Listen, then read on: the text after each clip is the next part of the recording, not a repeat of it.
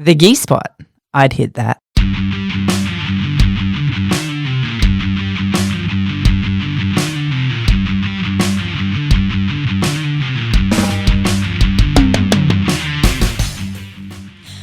Welcome to the Gi Spot podcast. My name's Rachel Bradshaw and I have a black belt in Jiu Jitsu. Hello, how you going? I'm Kaz and I have a purple belt in Jiu Jitsu still. Yay! How you doing? And for a little while yet. Oh, for a long while yet, I'm sure. And that's okay. How you doing? Oh, it feels like forever since I've sat in here and Yeah, spoke that's to because you. what did you do? You went away. Yeah, you did. You went away. 10 days. You ditched me is the word I'm looking for. I You ditched me didn't last. ditch you. You did. Well, no, the opposite would be true. I was still there on the socials. I was still sending you messages and You reels. were not sitting here on Wednesday last week. You went off grid. I did. I went no. I didn't get a response from you for days. I was falling off my dirt bike. Yeah, how was that? It was amazing. It was Good. very cool. It's the first time I got to ride the bike since we bought it. So, Yep. yeah, it was fun. You got permission from the doctor? I got a frown from the doctor and I got permission from my husband. So that'll do. That's my guiding star. Fair enough. He'll be the one wiping your butt in That's old it. age, so That's it's all it. good. That's exactly right. So Yes. now, without further ado, it's very important to say that somebody that you think very highly of, well, we Oh, both yeah. do actually, but you probably a little bit more than me, Yeah. and someone that you speak often of Yes. has been dragged back into the studio with us today. Kicking and screaming. Oh, yeah, almost. We'd like to welcome and reintroduce my lovely husband, coach extraordinaire, Grant Bradshaw. Welcome. Hey, gang. How are we? I'm allowed to speak now, yeah? Yeah, yeah, yeah. I'm You under can join strict in now. instruction. Apparently, I always jump in on the intro. So Rach and Kaz threatened me with a fate worse than death if I spoke too early. They said I had to hang out in a room full of purple belts. That's it. Oh, see, we've upped the. I swear to God, I want my blue belt back. I want my blue belt back. It's So, too easy to push those buttons. Welcome. Thanks. Welcome back again. Yeah. How was your holiday? Yeah, awesome. That Wednesday that Rach was not in that seat and you Yeah. were off grid, Wednesday a week ago, we trained twice on our holiday because that's what we do, right? Yeah. We go on holidays into other states or other countries and hang out with our homeboys and homegirls who do jiu-jitsu. So that was a really good day. It was. Actually, the Wednesday. Every day was good, but Where were you training on the Wednesday? we doubled up. So we popped into... One of our friends has kicked off a new little boutique place in Tweed Heads called Riff Raff Grappling. Oh, nice. Yeah, massive shout out to Jimmy. Yep. And Shoaly, who have set up this really cool little space. It's not big, but the vibe there is just, it's unreal. I really dig it. Even And getting there, like it's down a little side alley and it's just cool and it's just got good vibes. So, yeah. And then in the evening, we sort of popped in and I was super privileged to be able to teach a class at a place where we visited for a lot of years, and the boss there, Jugs at Full Metal Jiu-Jitsu, he's a very good friend of mine and someone I really look up to in the jiu-jitsu world. So reached out to him a while ago and said, man, we're coming up. What do you reckon if I jump on and teach to pay back for all the years you've learnt? You know, I've learnt stuff from you. And he was enthusiastic about that and I was enthusiastic about that. So I got to share a few tips and tricks with his legends there. So that was really cool. Yeah, and it's a really sneaky way for us to then be able to be like, for him, hey, why don't you come down to Iconic and teach something for our guys And as do the well? same, do the Yeah. same. But we did also pop into combat on the Monday. So Yeah. Shout out just to because it those- was a different day, we can't sort of Ignore neglect those. those guys. That was a really cool training experience, catching up with Jesse and Miles and that as well. It always is. Yep. Yep. And Really I've good been, vibes. And we only go to places that have amazing Yeah. vibes. So Yeah, and I always love learning from other people. That's the thing. Like when we went to Full Metal, Connor kind of said, "Oh, yeah, Dad, I'm going to do the class, but I've got to be honest. I'd rather do Jugs' class." But no, that's cool because the idea being he learns from me all the time, Yeah. and I'm kind of the same. I love going there and learning stuff from my mates, learning stuff from different coaches. We did a really cool little footlock variation with Jesse that hit 9 times on my first night back on the mats because I just, something different flavour. It's interesting listening to you as our coach as we're coming through because you're massive on you're not the expert of everything. Yeah. And I find that very humbling as well. But I also love the fact that, you're 3 stripes into your black belt. You've obviously been around for a really long time. You teach as your primary profession. You're a high school teacher. You are one of the head coaches for Iconic, and yet most things that you talk about is about the privilege you get from learning from other people. Yeah, look, I think that anyone stagnates when they stop learning, and it's a real trap that people can fall into, and it's funny when they fall into it. I've listened to every one of your podcasts, guys. That. Well, actually, I'm backed up a little bit because of our holiday, and also haven't listened to podcasts. But sorry, but yeah, it's interesting to see how people will hit really quite early in their journey. Sometimes guys and girls will get to their blue belts or their purple belts, whatever, and sort of go, I'm just going to turn up for sparring. I'm just going to do positional drills, whatever. I can take control of my own learning. But the reality is that they're leaving. There's plenty to be said for that, and I think that's a lovely segue into what we're going to talk about today. But they're leaving so much on the table, just trying to be their own guides and trying to do their own thing. There's taking responsibility for your learning and taking ownership of your learning, and then understanding that there's still a place to learn from other people. And I'll be seeking that out until the day they drag me off the mats. Yep. And they'll probably have to drag me off the mats, because when I eventually shuffle off this mortal coil, that's where I plan on going out. But I don't want someone to submit me to death. I was going to say. I'm just going to have like. Talking about. I'm going to be like real quick. We're going to move on now. 97 years old and just have a mad heart attack on the mat. Oh, is that the plan? Oh, That's right. the plan. Okay. 101. All right. 101. Okay. All right, 101. Yeah, I've got to raise the bat. Yeah. Okay, all right, we're going to move on from that one. Please don't have a heart attack on the mats. No, not for the next 55 years. Okay. Yeah, I'll get ready for it. I'm not even halfway. That's cool. That's another episode. How do you intend to die through jiu-jitsu? Not at the hands of someone else. We'll make that another one. Just your heart given out. All right. Well, that's quick. That's quick and painless. All right. So you did mention, though, segueing into today's topic. And today's topic, we've brought you back in as our guest today because we want to really touch on and talk about coaching and education and the learning styles and segues and evolution over the past, 20 or so years and how it's all evolving. So given that you are that expert in both working career and also in your business within jiu-jitsu, it felt quite comfortable to bring you in and get your opinion on this. Yeah. Now, in saying that, we are going to put a disclosure out there. What we say today is our personal opinions, and it's personal opinions. I come from an educational world. I taught adults in software and corporate world, and I've had to do a lot of training around how to educate people. And so this is from our learnings. This is based on our own educations, our own discovery. It is our opinion. There are going to be some things that people out there in listening land may not agree with. Absolutely, because let's face it, Kaz, opinions are like arseholes. That's right. Everyone's got one, and most of them stink. But hopefully what we can do is put forward some more educated opinions, because just like we said with people taking their own, sort of taking the reins of their own journeys, which is so important in life and that kind of stuff, a lot of people kind of conflate what I enjoy doing and what I like with what is actually best. And there's a lot of studies out there, there's a lot of research out there that contradicts, and let's face it, with science, and we're not going to go into those woods too far. No. But not today. Science doesn't give absolute answers. Science is always looking for the best answer, and the answer yesterday might be different to the answer today. And certainly when we talk about learning styles, the common misconception that a lot of people have got has been pretty conclusively debunked over the past few years, the whole thing around learning styles. But, Yep. All right. Well, let's dive into it. So we've got a series of questions that we're going to go through, and we'll tangent and belly around and come back. Before we kick in, did you want to say something? No. I was just going to. I was going to piggyback or say what you were going to say, that in opposition to a lot of people who run jiu-jitsu academies, right, who will come up through jiu-jitsu, learning from their coach, get their black belt and decide to go, I really like this thing, I think I could be really good at it, and go out on their own and start teaching their own club or whatever.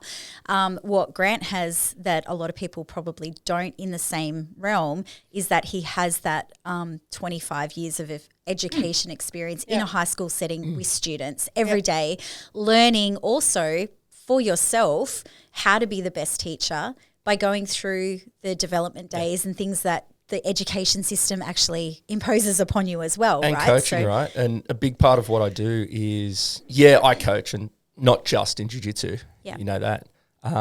But part of what I teach is I teach kids how to coach as well. So that's really interesting, because one of the things I always say to the kids is the best coaches often weren't the best athletes, and the best athletes often don't make the greatest coaches. And I think that can be, in jiu-jitsu, it's interesting because a lot of coaches were exceptional athletes. You know, you look at the Mendez brothers, you look at Andre Galval, you look at stuff like that.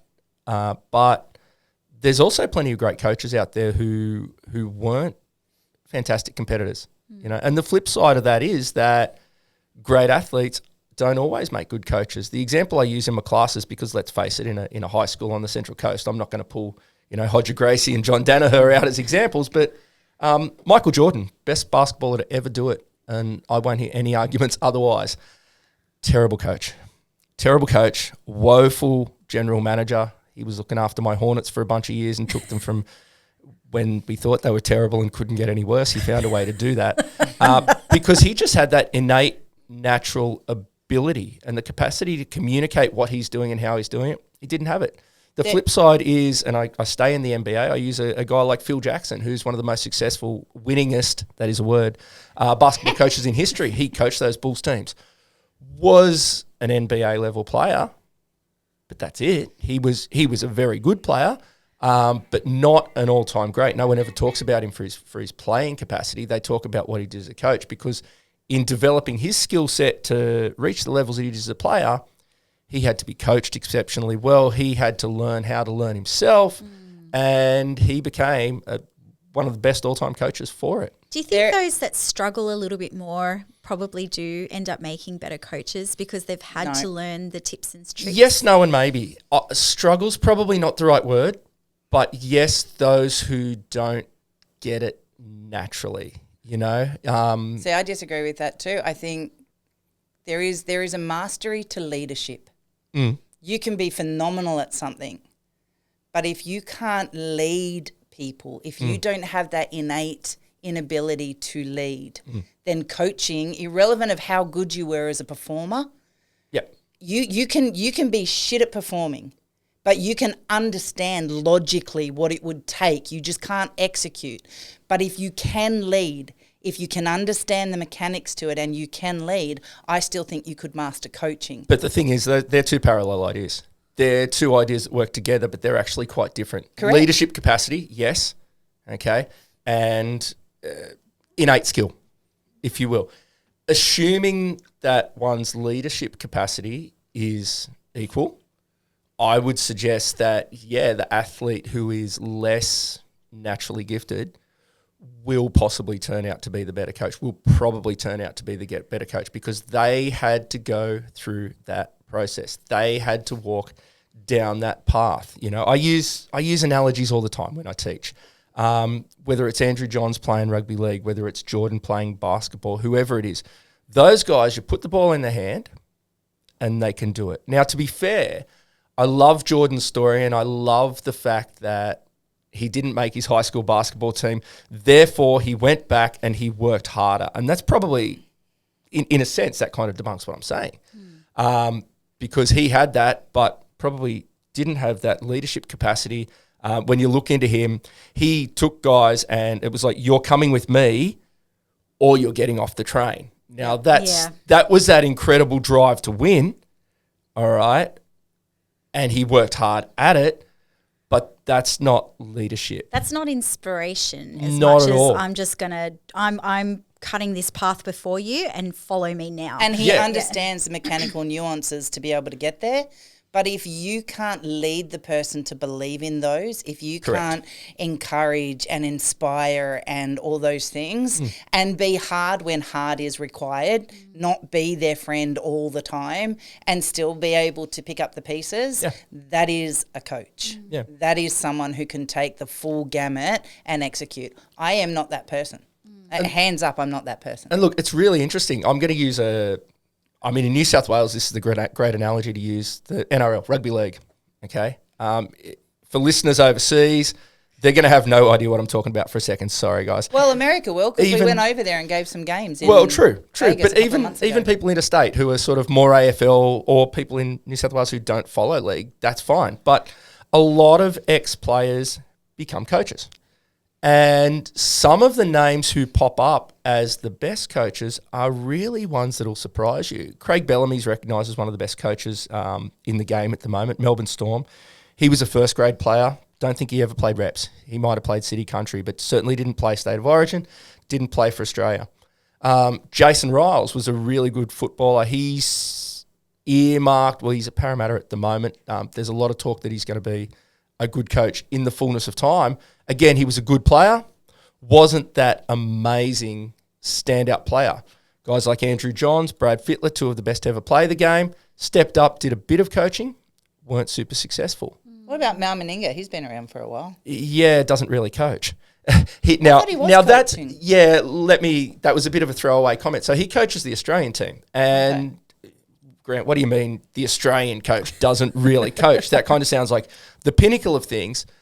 But he takes players who are already at their peak. Oh, yeah. And Just puts them together. the role that he executes as a coach, and I love doing this. So I've coached water polo. I coach water polo from under 12s who don't know how to catch and pass through to Australian schoolgirls. And the role of a coach changes significantly depending on where athletes are at in their learning development. Mm-hmm. So that's where we're going to get eventually. Someone like a Mal Meninga is taking athletes who already have the skills, taking athletes who already have the drive and the passion. They made the top. They made the Australian team. Yep. Okay. His job is to facilitate them for a couple of weeks in a tour or a couple of games, whatever it might be, and get them to gel as a unit. That's the leadership, but that is different to coaching. That is different to coaching that most people thinking about, taking an athlete or a group of athletes from the beginning of a journey, developing them as players, developing them as people in our martial art, and producing something that can go on to that next level if they choose to do. Yeah. So let's jump back to that for a second then. Coming back to Jiu-Jitsu. This first question, I really want you to think about it specifically from a Jiu-Jitsu perspective within your gym. So the first one is, how are modern teaching methods adapting to different learning styles for both consideration to neurodivergent and neurotypical? Yeah.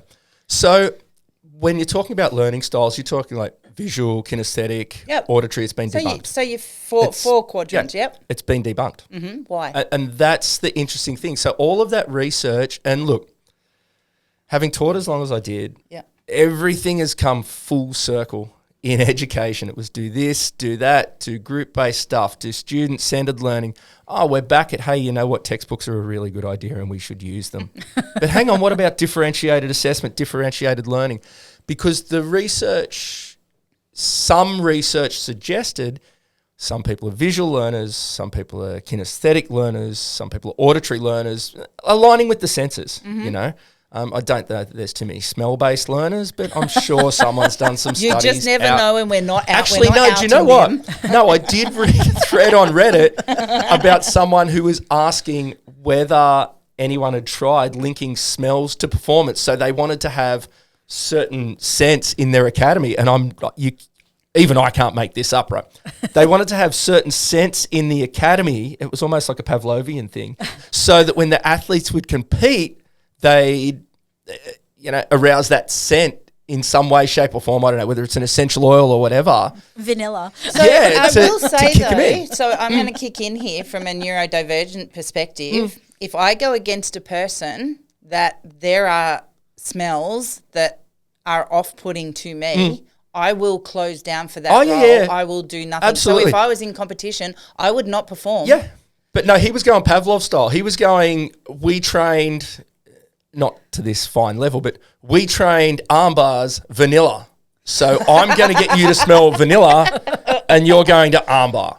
It wasn't that fine. I'm exaggerating a little bit, but that was kind of the idea. During our comp classes, we have a peppermint infusion Yeah, right. go through. And then people are more intense with peppermint. But look, we are so far out in the woods. Let's get back to the let's get back to the learning styles. A Now- sensory component that is in that smell Yeah. area. Yeah. Because for me, I have to be able to regulate all of my senses to get through. But and here's the big but, all right, is the reason that there was a big extrapolation, a big jump in the research and the practical application of it.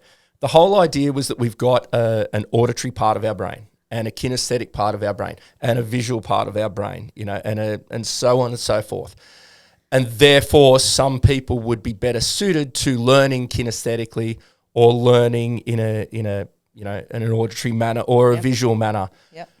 But what there is actually, people don't have bigger or more active kinesthetic centers or visual centers or auditory centers. Now, that would be the indicator that if you had a bigger auditory center, for example, a great way to teach you would be to speak, so you listen.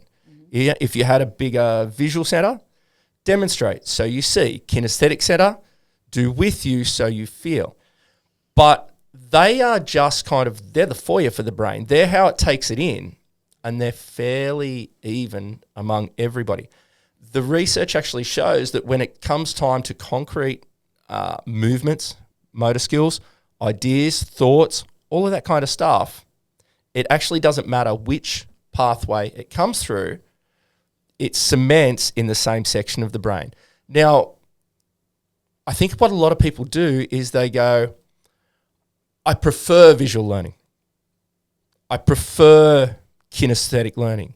And it's almost a bit of confirmation bias. So because I like, so for example, obviously in the 19 years that I've done jiu-jitsu, the evolution of jiu-jitsu media has changed. All right. I used to learn, if I wanted to learn techniques outside of my coach, outside of Luke, it'd be magazines because that was it. So it'd be here's 10 pictures. Step 1, Hoyler is doing this. Oh, I'm going to go into Mikey mode. Step 2, step 1. Poor Mikey. Invert the heel. Dorsiflex. Anyway. Producer Matt sitting over there enjoying this immensely. But I mean, I like learning that way because it was how I first supplemented my jiu-jitsu. Nowadays, you've got, we then went to YouTube. We then went to Instagram, tutorials, what's the word on BJJ Fanatics. BJJ Fanatics, yep. They've got their own podcast. I don't know if we're allowed to mention them. But we have no rules here, do we? Because of that, can't mention anyone. I could make an argument, and I still would prefer, I can watch videos. I've got the attention span of a goldfish, so I prefer Instagram Reels. I prefer 30-second. Instructionals was the word I was after. I've got nearly a terabyte worth of instructionals. That's hours upon hours, days. I've probably got a year's worth of instructionals, sit and watch. Haven't watched most of them because I don't have that attention span.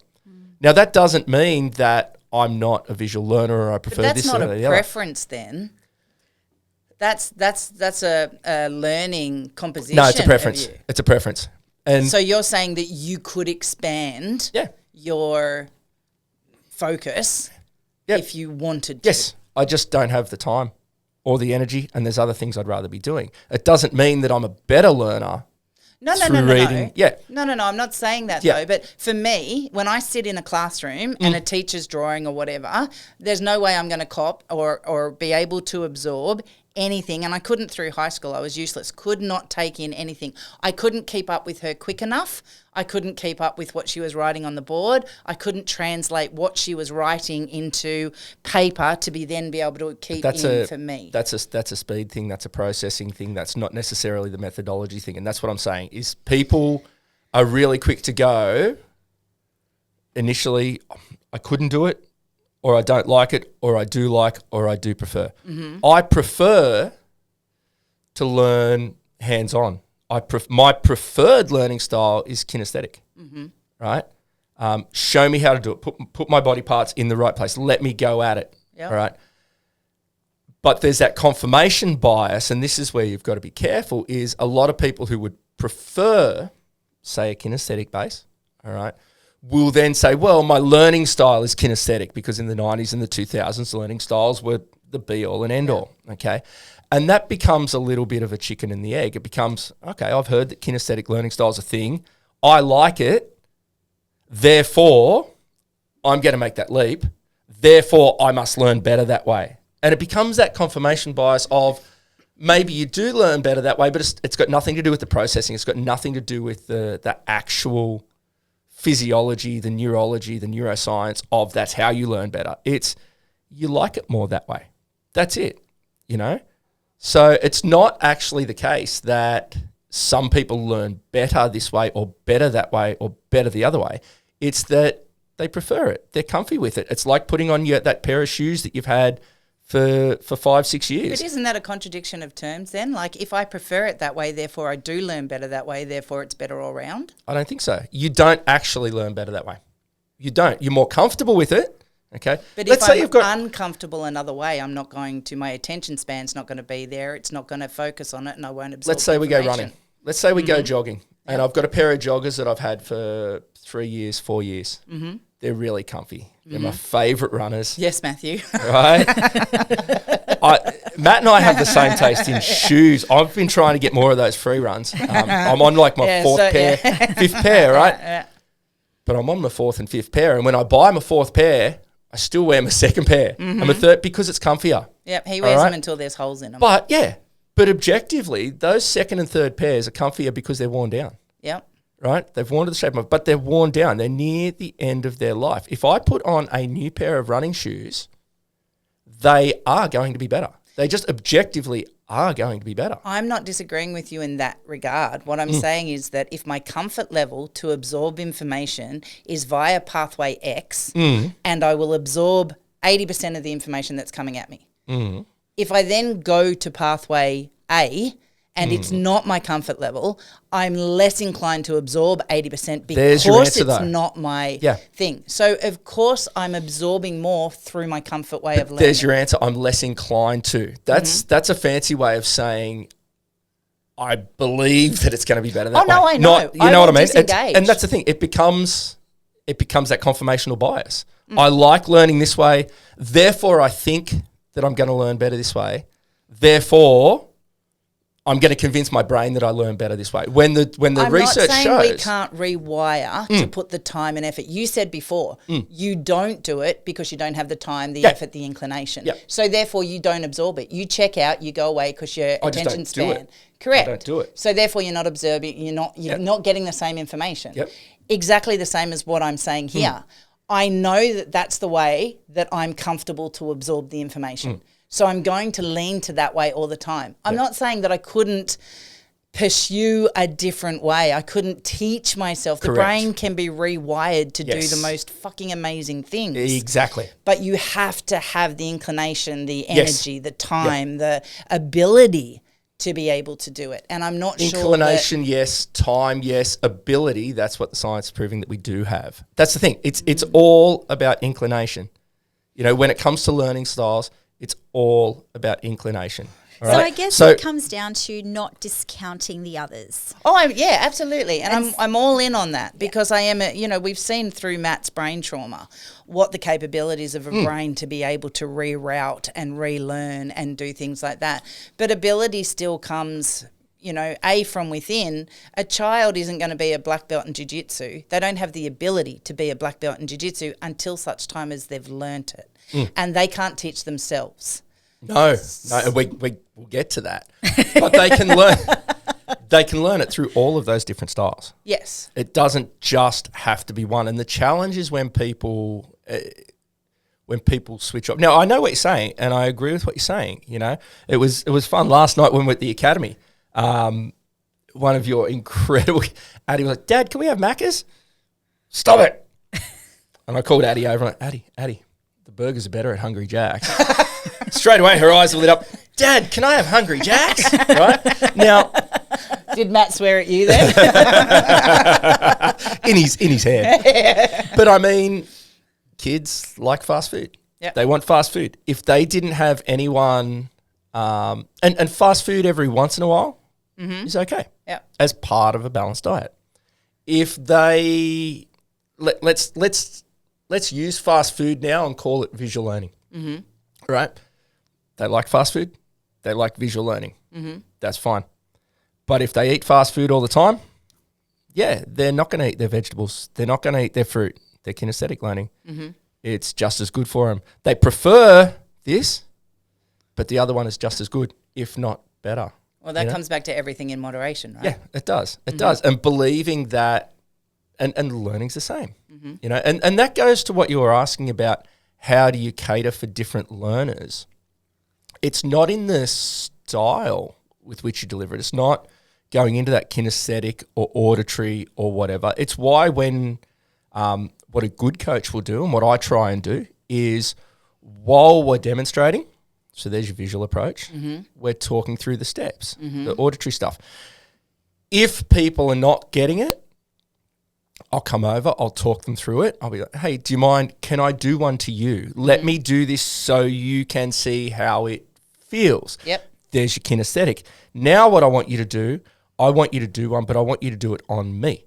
Because I can give you, because I'm more experienced, your training partner might or might not be able to tell, say it's a grip in a collar, that's deep enough, that's here, that's there. Yep. You know, and it can be a centimetre of difference that they may not be able to give that feedback.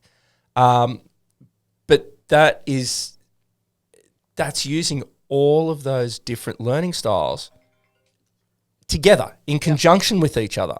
You know, not I only learn better this way. I can't have a third of the room and say, guys, I'm going to talk through what we're going to do. That's it. I'm not going to demonstrate. I'm not going to show you. I'm just going to tell you step one, you know, dorsi flex the heel. Dorsi flex the foot. Stop Step it. 2, do this, do that, do the other. All right. I'm going to talk. And I can't go to the second part of the room and say, okay, I'm going to show you guys, but I'm not going to explain it. And then a third part of the room, I'm going to do it on you, but I'm not going to show you and I'm not going to tell you. And that's where the art of leadership, as you said, or the art of communication is the art of coaching, you know? I think there's a bigger part in there too, and not talking about styles or terminology or other, but when you talk about that leadership and bring leadership into it, the nuance about being able to look around the room at, you know, 20 couples that are all trying to do something. Let's call them pairs. And pairs, sorry. We do have a bunch of couples. No, yeah, you're right. Hi, Aiden and Zach. I just thought two people and went... Jason Mark. It pairs. And the ability, again, from a coach leadership point of view, the ability to look around in a very short period of time and go, you're okay, you're getting it, in the nuances, and be able to see somebody and go, no, I'm beelining for you to go and help. See, people often forget that communication's a two-way street. Everyone is so caught up in how they communicate outwardly, how they send a message. Yep. Right? Oh, no, I explained this perfectly. I showed this perfectly. My demonstration was perfect. Yep. I explained it perfectly. I've done this 100 times. Yep. You know, if you're not getting it, it's on you. But you guys have heard me say in the room so many times, you know, if one person or one pair or one or two people don't get it, all right, that's probably on them. They didn't receive the message the way it was intended. They just didn't get it. They might need a little bit extra attention, whatever. If 5, 6, 7 pairs in the room aren't getting it, I can then take that feedback, and that's what it is. Yep. It's feedback, and that's the key that people forget in communication is receiving the message. Yep. All right, and go, okay, if they made the mistake there, and they made the mistake, and they made the mistake, I probably didn't articulate that point well enough. If they're all doing the same thing, get them back in, guys, and you've heard this. Yep. This is on me. We skipped over this point, or I didn't give this point as much emphasis as I should have. You're all doing this, and that well. Yep. But let's tweak this little detail, and it'll make it all work so much better. Yep.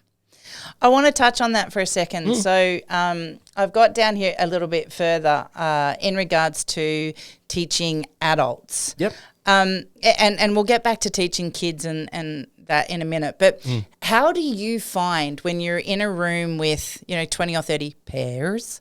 And it is that many. I know. And you're getting that feedback from them. Like, what does success look like for you at the end of a training night as the coach? Hey guys, sorry for the interruption here. We just wanted to shout out to all our Central Coast and New South Wales listeners. One of our great mates has started a new business, Central Coast Supplements. Damien's a great guy who also happens to be a veteran. And as you guys know, My Broken Productions and Iconic are huge supporters of our veterans and first responders. So we'd love to see you guys get behind this awesome new business.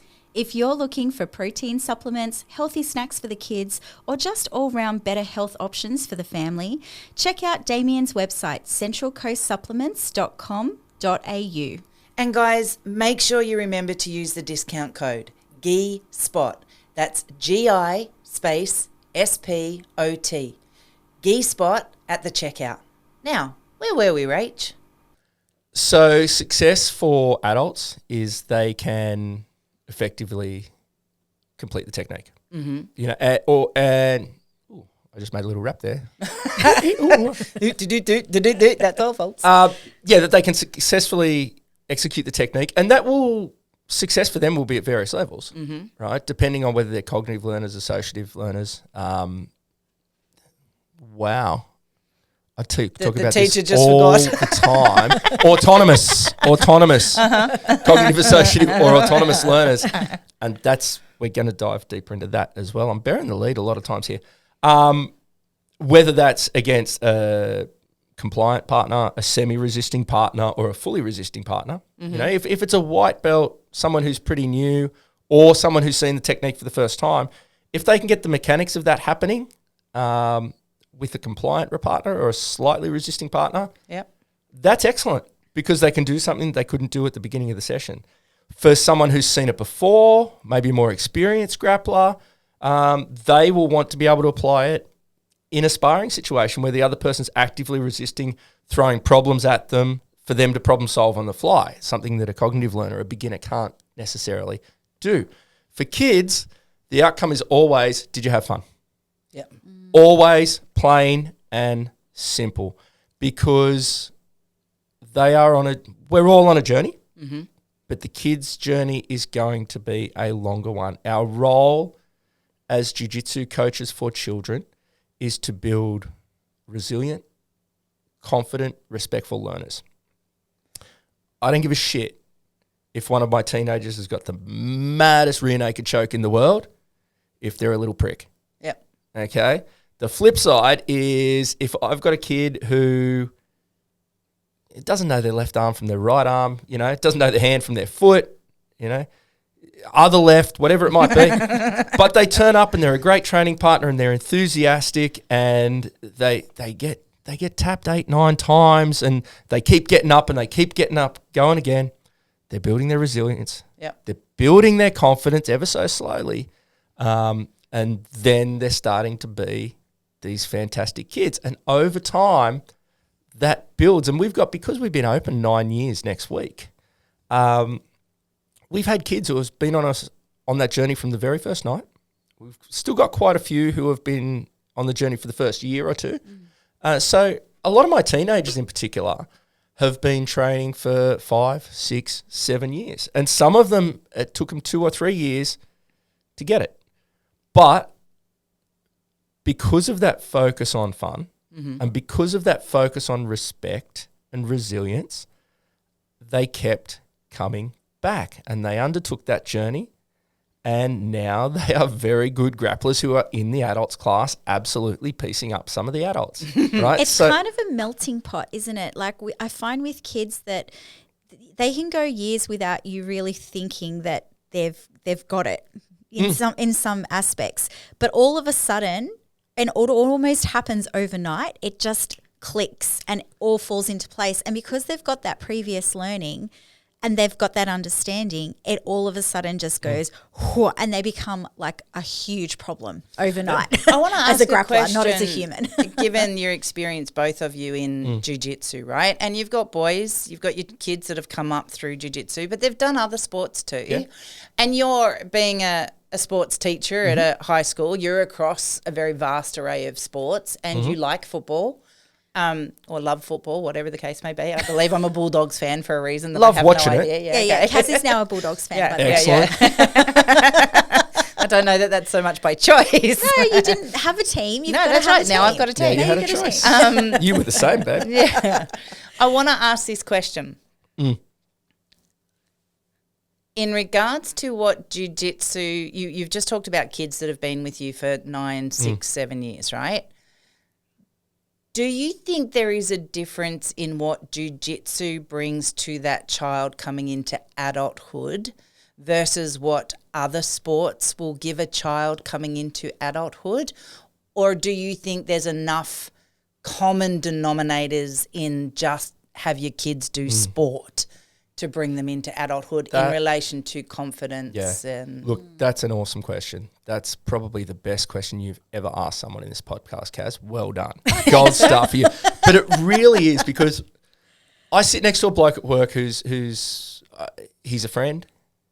He's a mentor. We've worked together for 20 years. I worked with him before I even started jiu-jitsu, and he's a very successful tennis coach and runs a small business. And so we often talk about coaching and talk about the things that kids get out of sport. And we often talk about in your sport, in my sport. And a lot of those things, absolutely, kids can get in every sport. so give me some examples. Resilience.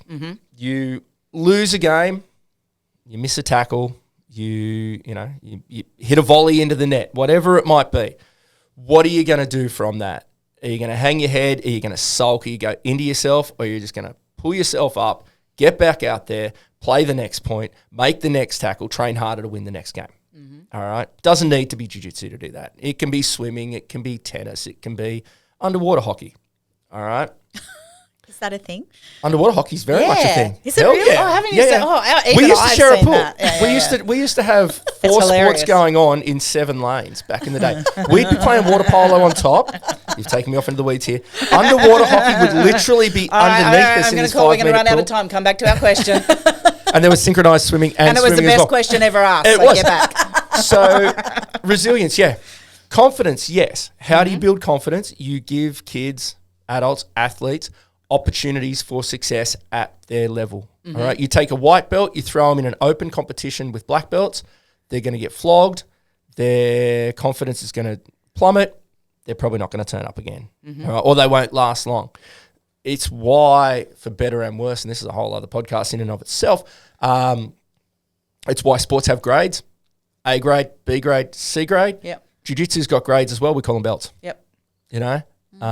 Now you don't see the NRL doesn't have a C grade champion. All right, they have the NRL champion. Yep. So it is a little bit weird that we have blue belt world champions, but there is a place for competition at tiered levels so that performers can experience success at their level, persist with that, and grow. Yeah, it's feeding All right? that Yes. chase. Yeah. Yep. So certainly with all of those kinds of things, you can get that from most sports. I think the difference with jiu-jitsu is what's actually at stake. Within the game, within the sport, within the martial art, right? 2 things. One, we still do have an emphasis on self-defense. Yep. Yes, we do look at the sport side of things, and there are people out there who will swear black and blue, you can train sport or self-defense, but you can't mix the two. I would say those people need to open their horizons on both sides of things. You know, we can do both. Does it mean we're going to be the best self-defense school in the world or the best sports academy in the world? Probably not.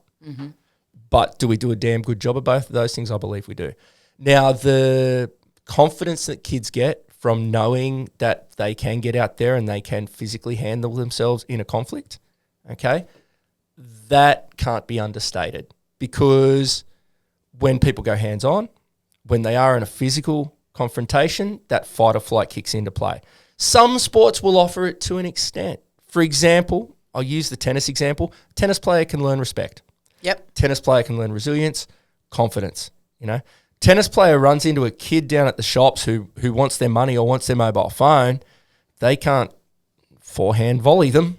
You know, they don't have those tools beyond the sporting context. And aren't used to physical contact. Whereas a kid playing footy.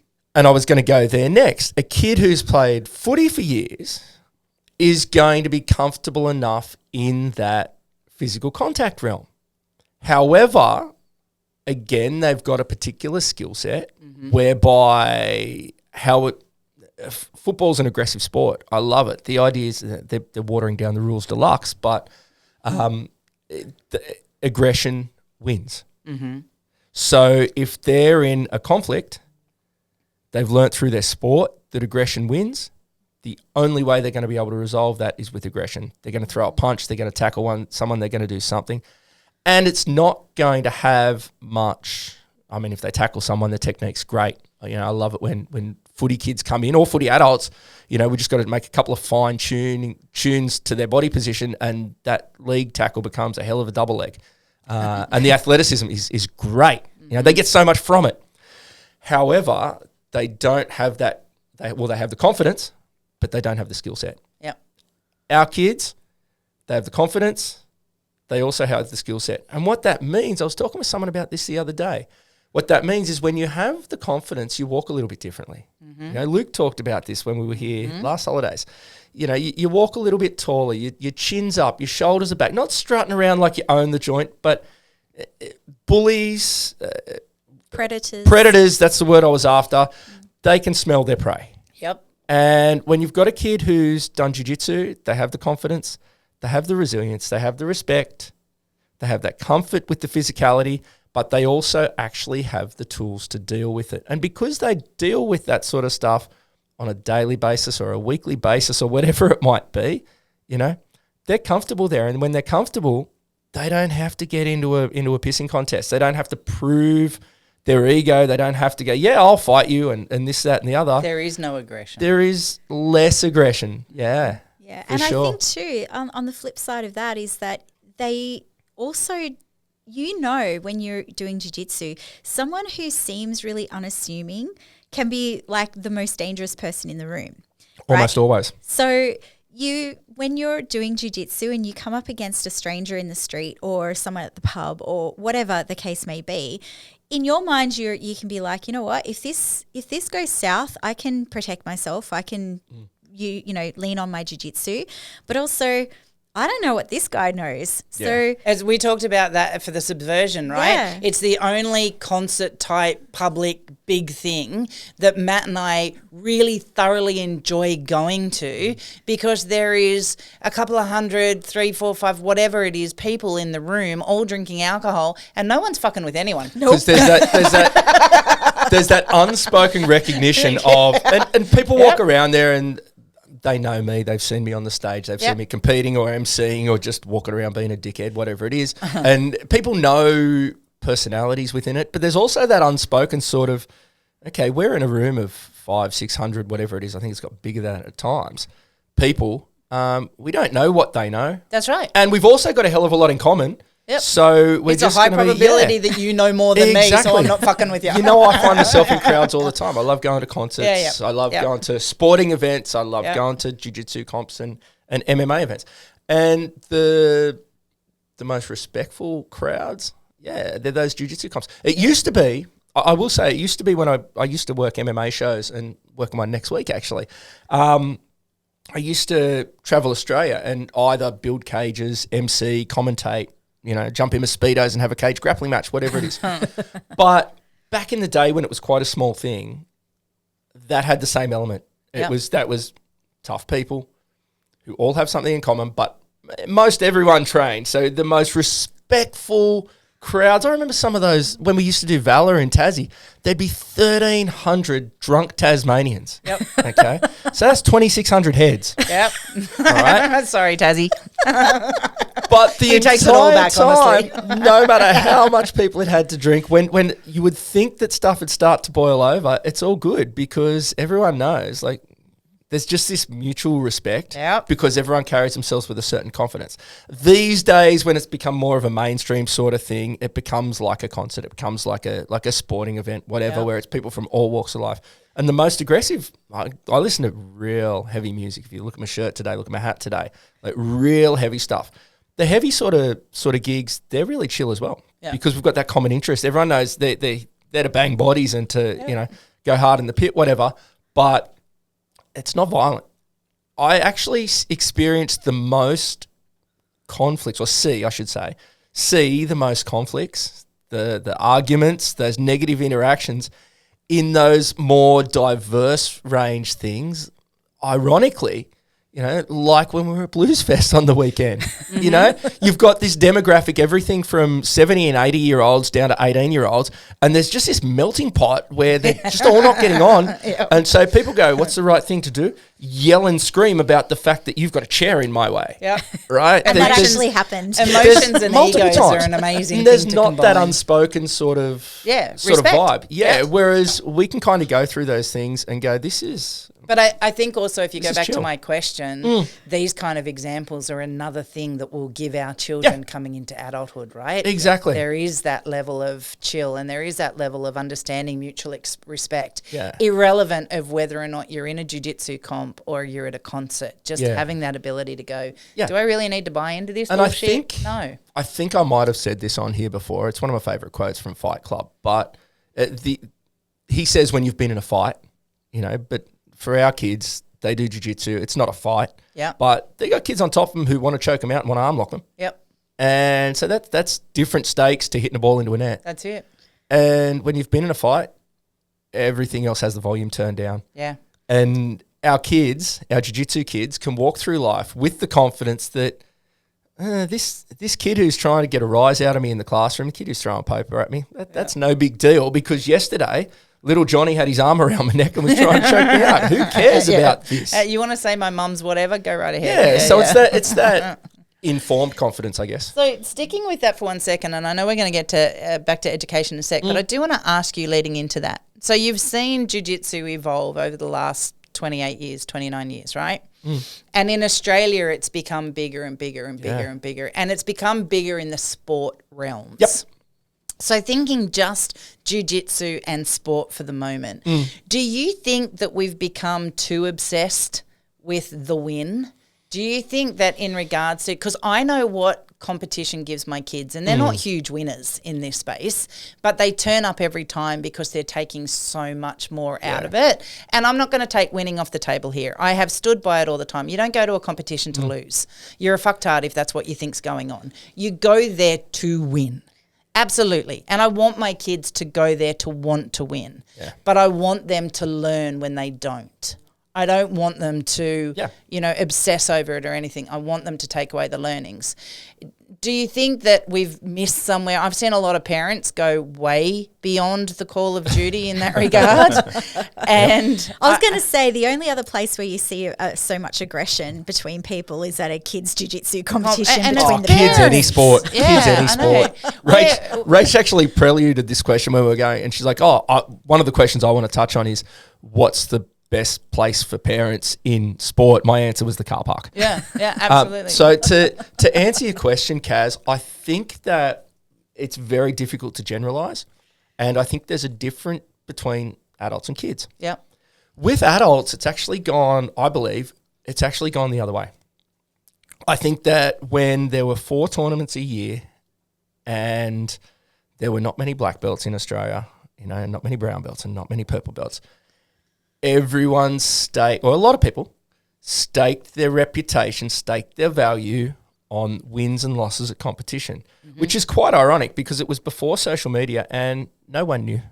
No one knew. I couldn't tell you who from that gym won that tournament, because besides on the day when they got their medal, they didn't have anywhere to post that medal. Yeah. There was no social media. There's no social Facebook, media. No. Yeah. So, but there used to be that real sense of you were representing your gym, you were representing your academy, your tribe, your gang sort of thing. Yeah. And so you wanted to get out there and you wanted to win for whatever patch is on your back. And we talked about that. And a lot of people would not compete because they thought they weren't ready or didn't want to run the risk of winning or losing. We've spoken about it. It took until sort of the second and third generation of black belts in Australia before you really started seeing black belt matches. There were plenty of black belts, well, not plenty. There were a number of black belts out there, but a lot of those guys didn't compete. A lot of them. I won't say all. A couple of them were very, very strong competitors and put it on the line a lot, but they couldn't really do it in Australia because there there was that concern that if they lost, they'd be seen as less than. You know, it's you know, and then they'd it's lose a zero-sum students to game. the one down the gym, down the street. If I win, you lose. Yep. All right. And the other thing would be you wouldn't see, you certainly would never see people from different belts competing against each other. Yep. Whereas now with the proliferation of competition and social media and people training this thing full-time, you know, full-time athletes, I guess you'd call them, you see people are way more willing, adults are way more willing to jump in there, take more matches for the experience. Yep. Which I actually think is the essence of competition. Mm-hmm. I think that competing is just another day of training, all right? And Saunders said this actually, competition is just another training day. There's just more people watching. Yep. All right? And if you can get that out of your head, it's just another training day.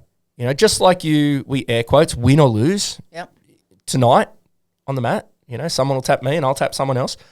You're doing the same thing, but it's against someone you don't know who has a different skill set with a few more people watching. And that's your opportunity for growth. So I think that competition for adults has actually really opened up and it's really healthy. And with the number of tournaments now, people know that, if I lost this weekend, you know, there was someone recently won, you know, did really well in a overseas tournament, came back, lost on a little super fight, you know, when everyone was expecting they were like the next big thing. But they had another super fight literally the next day and won that. So it's like, what are you going to judge them on? The performance at world level, the performance on Saturday night, the performance on Sunday. Do you know what people judge them on? None of it. Yeah. You say parents need to sit in the car park. Break that down. Why? So I'm getting to kids now. Yeah. Right? I have always been a huge believer in competition for children. Mm-hmm. I've always been a huge believer in competition in everything, you know. Yeah, you do a test, you're going to get a mark. That kid got a better mark. That kid got a worse mark. That kid knows that stuff better. That kid needs to learn that stuff better, and that's okay. Mm-hmm. That's okay, you know. In sport, same deal. You need to get out there to build that confidence, to build that resilience, to come to terms with those nerves, and for kids to understand, for adults to understand what we're talking about, that competition is just another day of training. That's hard. Yep. To get kids to understand that, that's near on impossible because they stake so much more of their emotional energy on winning and losing. And of course, like you said, of course you want to win, you know, and you know what I say to all the kids. What's the number one job in Jiu Jitsu? Have fun. What's the best way to have fun? To win. All right. But that doesn't mean that you can't have fun if you don't win. No. Now, the challenge is, as much as I believe that competition is so important for kids, I'm not, and it's funny we say this because we've got a great kids crew competing on the weekend at Central Coast Open because I think it's the right tournament for them to go in as a local thing, as a smaller thing. Parents lose sight of what this is. This is a hobby. Mm-hmm. This is a hobby that is a martial art, and therefore it is going to develop all of those skills if it is nurtured correctly. But no one gives a shit who the 10-year-old state champion is at 13 kilos, yellow belt, because that's different to the 15-year-old state champion who was 40 kilos at grey belt. There's about 250 state champions running around just in kids divisions. And no one cares. Mm-hmm. No one cares. Except mum and dad who make a social media account for their kid so that they can get sponsored, so that they can live vicariously through them and put out there how amazing my parenting is. All right? Okay, and so I when have you a page for my children. I know, but that is different. But you know what I'm talking about, right? Now, I have always believed through all sports that the reason parents are jumping up and down and carrying on like absolute pork chops is because they're vicariously living through their kids. Yep. They think that if my kid's a good athlete, that reflects positively on me.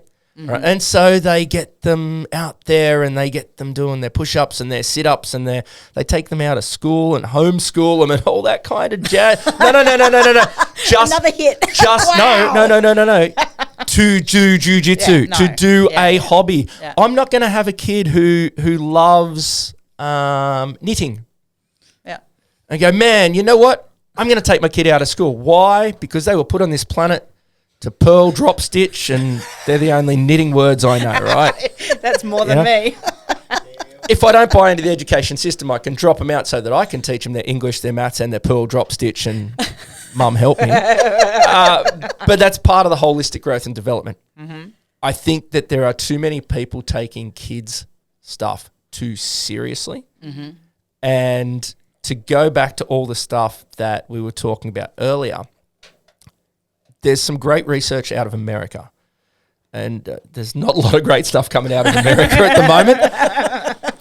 But there's research on elite athletes, on athletes who have made it in the NBA, basketball, MLB, Major League Baseball, or the NFL, gridiron. The three biggest, throw football in their soccer. Yeah. And Ice hockey. Well, yeah. Hockey. Hockey's there, but those three in particular are probably, and football, are the biggest, richest, most watched sports in the world. If parents are bringing their kids up to, whether it's to bring them out of poverty or whether it's to get a career for them or whatever in sport, okay, you've got your golf and your tennis, but that's where you're going to do it. In America, That's where you're going to do do it. Yep. And the research shows that the kids, the athletes who were most successful in those three leagues,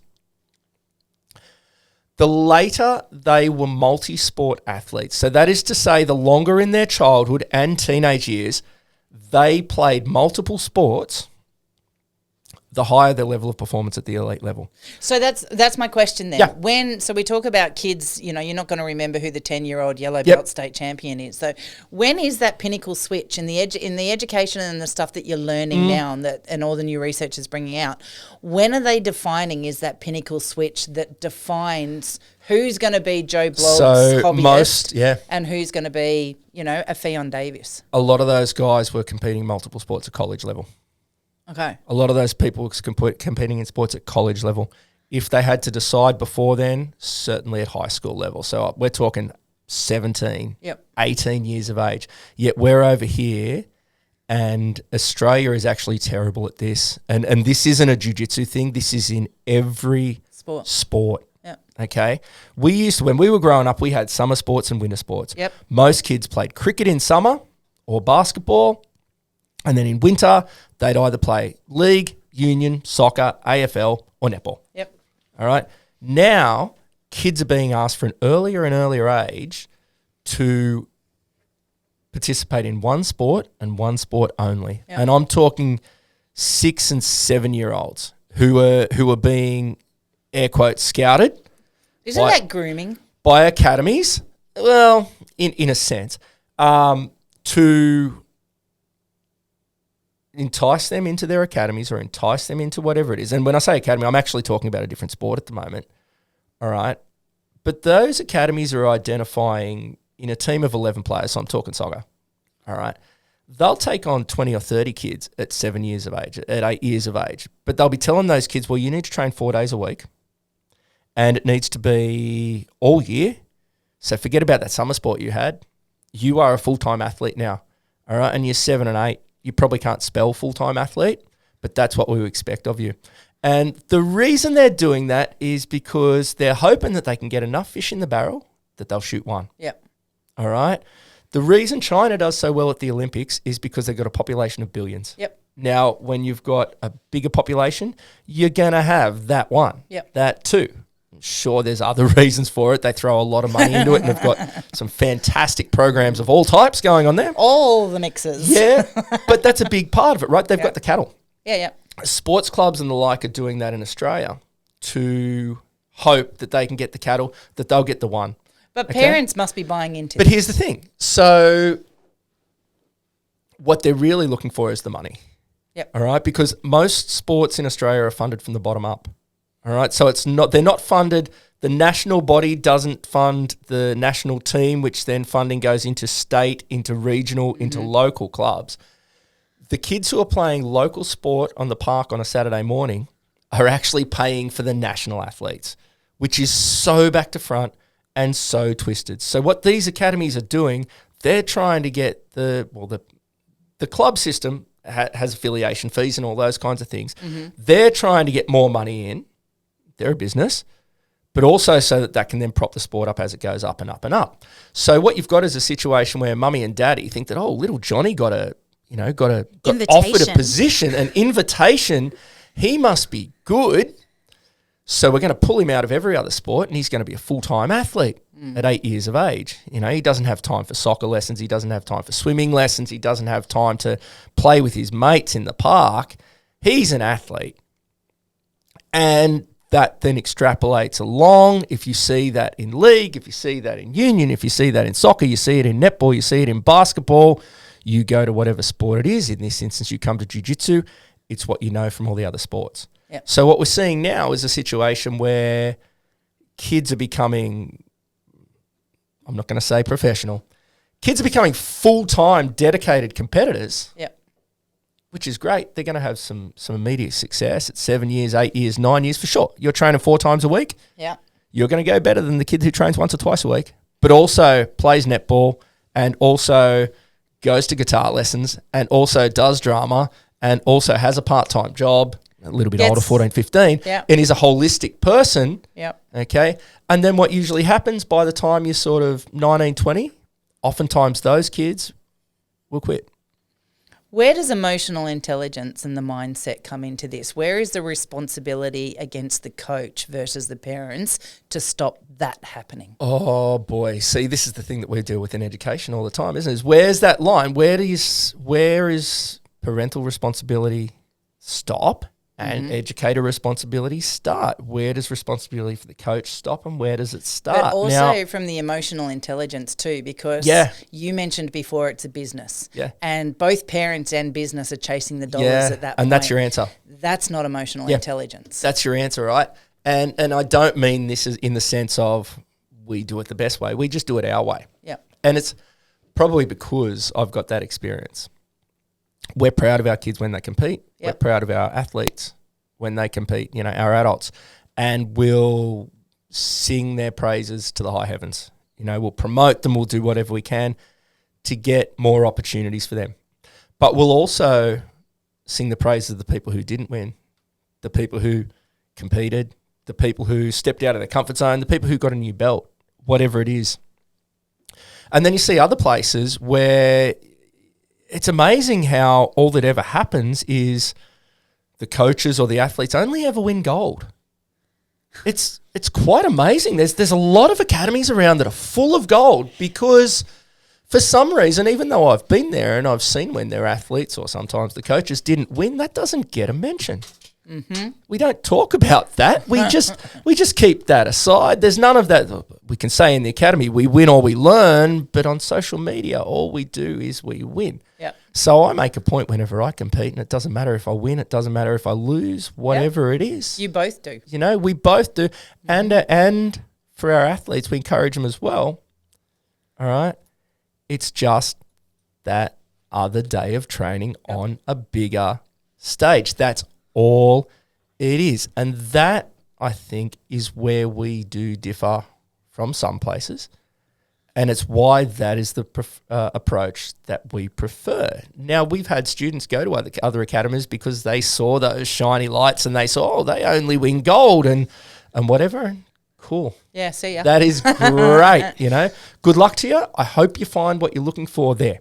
I'll always put the outcome of the kids' day up Yeah. to follow the pattern of we Yeah. went, this was the outcome, Yeah. irrelevant of what it was, because I want those memories to Exactly. come back for them as well. Now, don't get me wrong. There are those people who, there's a way to do that and a way not to do it as well, right? Yeah, I don't put them up going, dumbasses, you lost. No, but it's not that. And I'm probably more talking about adults now. It's the adults the preparation wasn't the best in this lead up. Long week of work. I was a bit justification. crook. Come So down sick. I Sore tummy. lost this really close match by submission in 40 seconds or whatever.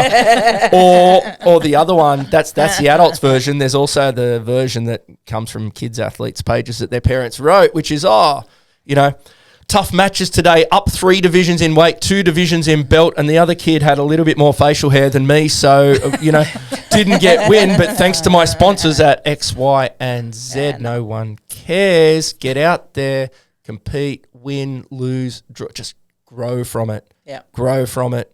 Not win or learn, just grow. Yeah. But growing comes from Yeah. learning. So as far as that emotional intelligence, back to the question that you asked, I'll get off my soapbox now.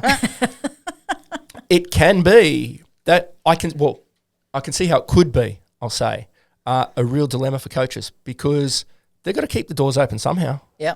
And if a parent comes and wants their kid to have privates and wants to compete at this level and that level and the other, and then you can put that on your socials, and don't get me wrong, I'm sure they've got the best intention and want to help the kids, want to help this, that, and the other. That's awesome. But is there a moral and ethical line where you've got to step in and go, no? And the answer is that the line is different for everybody. It depends on the lens you look through it. There's no secret. Rach works full time for Iconic. Yep. I have a well-paying government job. Yep. If people come, if people go, yeah, doesn't matter. It's not going to affect us as a family. It's not going to impact our academy too much, really. And that is actually a really privileged spot for us to sit in. And I understand that. And I hate the idea of privilege and all that kind of stuff. I get it. I understand it. I agree with it with aspects. But in this respect, we are. So we can base our actions and our judgments and our responses purely on our moral and ethical values because it's not putting dinner on the table. Yep. If you're not even struggling, but if you're a little academy and you've thrown your entire heart and soul into, I'm all in on this, and I've got so much respect for those people because I didn't have the guts to do it. But I've also got a really comfy job that I happen to love doing. Yeah. Right?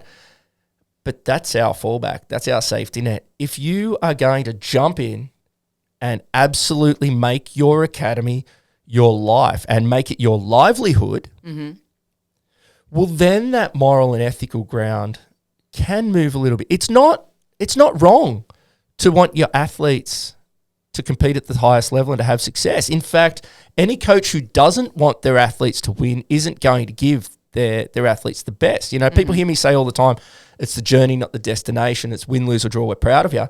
No, I want every single one of my kids, every single one of my adults to lose. And when they lose, it hits me as much as it hits them a lot of the time. You want them to lose? No, I don't. I want them to win. Is that what I said? Yeah. No, I want them. I want them all to I lose. want them to win.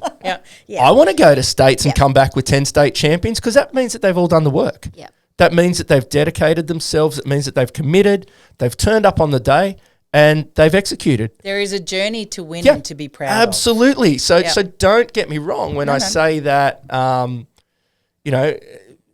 we want to have fun. Winning's more fun. No, winning is when you're competing, winning is the be all and end all. And it's amazing how much has changed because I used to be the most competitive person in the world to a fault. But we grow and we mature and stuff.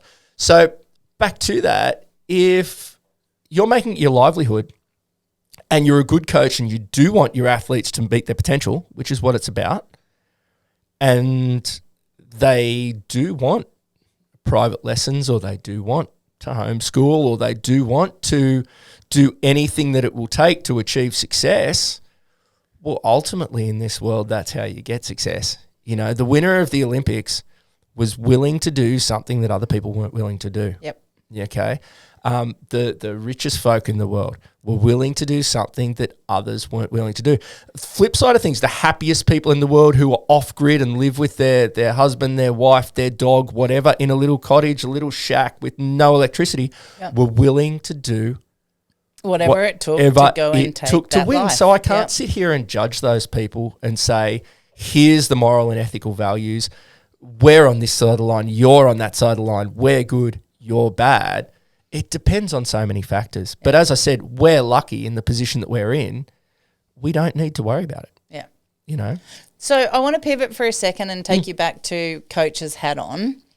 In realms to all the research that you've seen coming out, changing the landscape for teachers and coaches, and I want two different answers here. I want the adult perspective and I also want from the kids' perspective. Feedback. How do you construct feedback that doesn't kill confidence? All right. Geez, this would be a good one for my year 11s to listen to because we just did an assessment task on feedback. And we haven't even touched on learning styles. Not learning styles, stages of learning or stages of skill acquisition. I mentioned them, but we pivoted away. And feedback, people go, positive feedback, constructive feedback, rah, rah, rah. Yeah,